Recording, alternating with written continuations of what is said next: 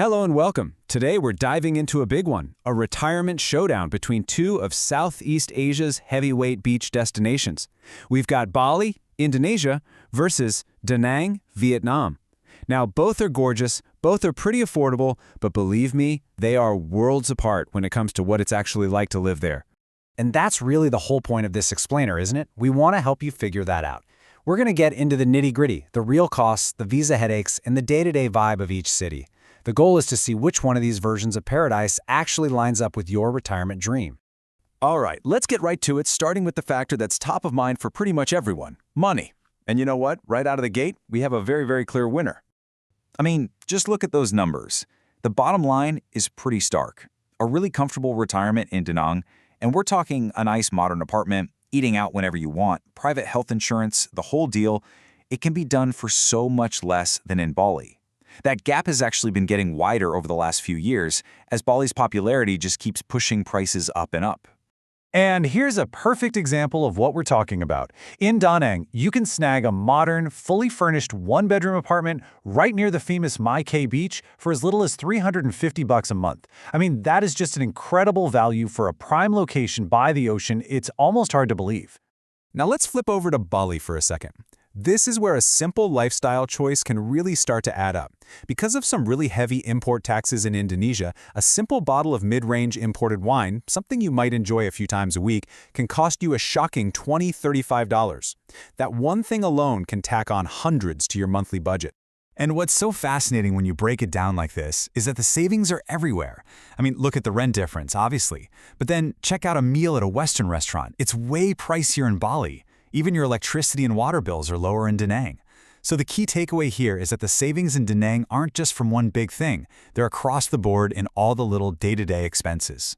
So, for round one, the cost of living, the verdict is in, and it's a knockout. Da Nang wins, hands down. You're looking at a lifestyle that's roughly 20 to 30% cheaper than what you'd get in Bali. Okay, so Da Nang is cheaper, but a low price tag doesn't mean much if you can't actually stay there, right? That brings us to the next crucial piece of the puzzle, the logistics. We're talking visas and healthcare. And this is a classic trade-off. In Bali, you've got the Kitos visa. It gives you real legal stability for 1 or 2 years, but it's going to cost you. We're talking $3,000 to $5,000 a year if you use an agent. Over in Da Nang, most expats play the game with a 90-day tourist visa. It's super cheap, but it means you have to do these border runs every 3 months, which is definitely a more hands-on and, let's be honest, less certain way of doing things. So who wins here? Well, it really depends on what kind of person you are. Do you value that peace of mind, that legal certainty, and are you willing to pay a premium for it? If so, Bali's your winner. But if you're comfortable with a bit of a hustle to save thousands of dollars every year, then Da Nang is the obvious choice.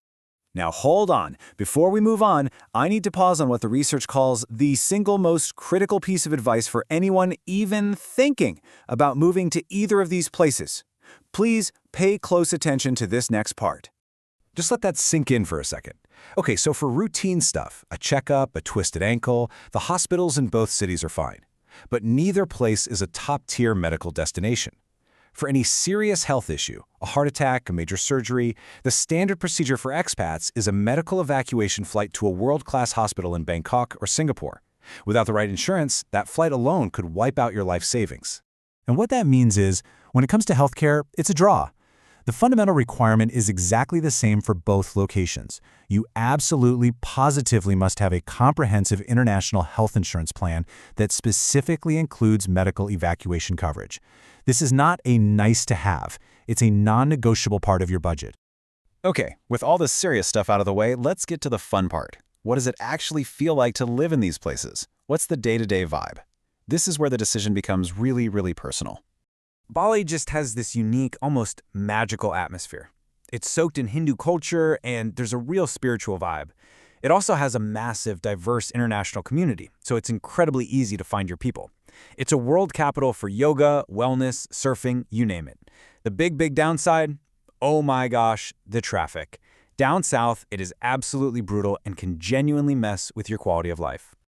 Da Nang, on the other hand, it feels like a clean, modern, really well-run city that just happens to be right on one of the most beautiful beaches in the world. The vibe is much more authentically Vietnamese. You're living in modern Vietnam with easy trips to historic spots like Hoi An and Hue. The trade-offs? The expat scene is smaller and English isn't as common, so you've got to be ready to tackle a bit of a language barrier. Now let's talk food. Both cities are absolute paradise for foodies, but they cater to completely different cravings. Da Nang is all about incredible, authentic Vietnamese food. We're talking $2 bowls of pho that will change your life. Fresh seafood grilled right on the beach. Bali's scene is different. It's arguably the best in all of Southeast Asia for global fusion cuisine, trendy health-conscious cafes, and high-end Western restaurants. So, we've looked at the money, the paperwork, and the lifestyle. How in the world do you make the final decision? Well, it really just comes down to asking yourself a few key questions about what you truly want. You should probably lean toward Da Nang if budget is your #1 priority. If you're excited by the idea of diving deep into authentic local culture and food, and you love the sound of a modern, easy-to-navigate city right on the beach, Da Nang is calling your name, as long as you're cool with handling those visa runs, of course.